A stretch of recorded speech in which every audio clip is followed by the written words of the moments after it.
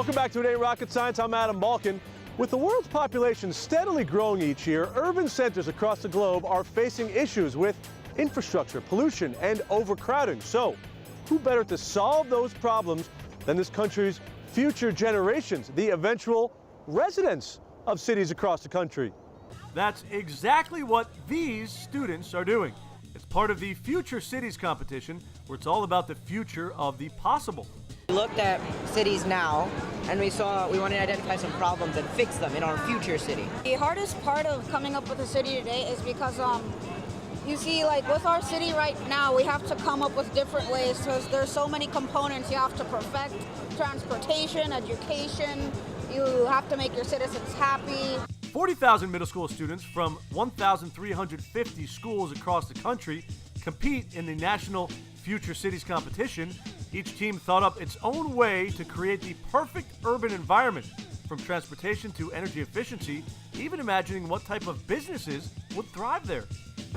Crew City has a lot of high-tech industry, as you can see here. It has high-tech industry like our tech factory and microchip factory and computer factory. We have a main source of transportation over here with the straddling bus right here.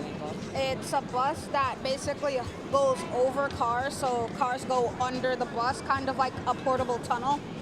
For these students, this was an eye-opening opportunity to get an inside look at how urban development and engineering works and work together as a team. I learned a lot of engineering techniques from building the city and teamwork. Like, we all divided up the work, we all worked together on this thing. Yeah, it was really a team effort because this whole city, every big aspect was made by one person here. I came up with a solar gas battery. Tanner came up with this. He found information about the straddling bus, which is a real thing.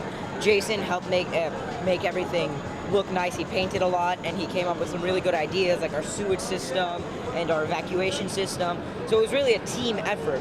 Winners of the National Future Cities competition take home the grand prize of a trip to U.S. Space Camp and $7,500 for their school's STEM program. With less and less space available in the future, cities will expand vertically. The design task will call for economy of space, and that job will belong to future architects and designers, all angling for those competitive jobs. Architect Dana Getman's latest project has her looking to the skies. This is the dream, to design something that is going to change the shape of the New York City skyline. Getman is a project architect at Shop Architects, the firm behind 111 West 57th Street. Ground has yet to be broken. Expected to be completed in 2017, the ultra-luxe residential tower will soar to nearly 1,400 feet, commanding panoramic views of New York City's crown jewel, Central Park. With a base-to-height ratio of 1:23, this super slim structure will have its own crowning achievement as the world's most slender skyscraper. The slender tower, it enables us to have one full unit per floor, so it's kind of like having your own entire home in the sky because you won't have any neighbors. 111 West 57th Street is among a new style of skyscrapers taking root. Carol Willis, director of the Skyscraper Museum, says profit is the driving force behind building these high-end thin towers, with the latest advancements in STEM making it happen. It's made possible by new construction techniques that use high-strength concrete.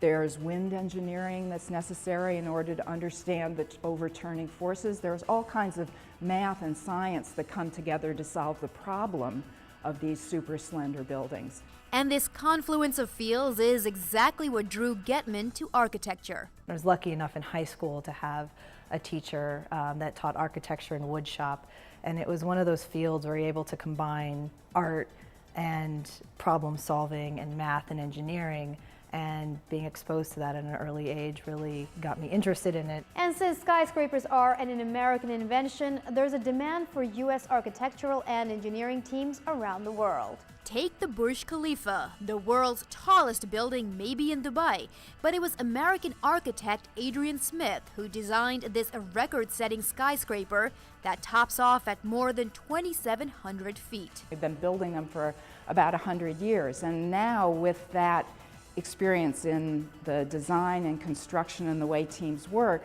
We have developed a kind of expertise that we can export. We now have an edge on the rest of the world. A towering edge. For It Ain't Rocket Science, I'm Shazia Khan.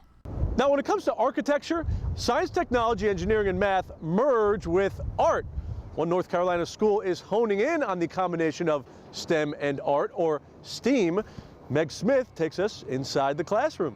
Elkin City Schools leaders say that incorporating the A for Arts into their STEM program is giving students STEAM to power a new way of learning. It's authentic learning, so our kids get problems that are real community problems, or they see something on the news that kind of sparks an interest in something, and so they use that as the catalyst for the learning. And they're starting in elementary school. These fifth graders are doing an experiment involving earthworms, then journaling about it in their STEAM notebooks. We've been doing a lot of project-based learning, and it involves a lot of hands-on activities. It's a chance for us all to get creative and learn in different ways. That includes everything from making a catapult to producing an anti-bullying video to making Christmas ornaments with recycled materials. You have to put the pizzazz in it, and without the art, there's no pizzazz.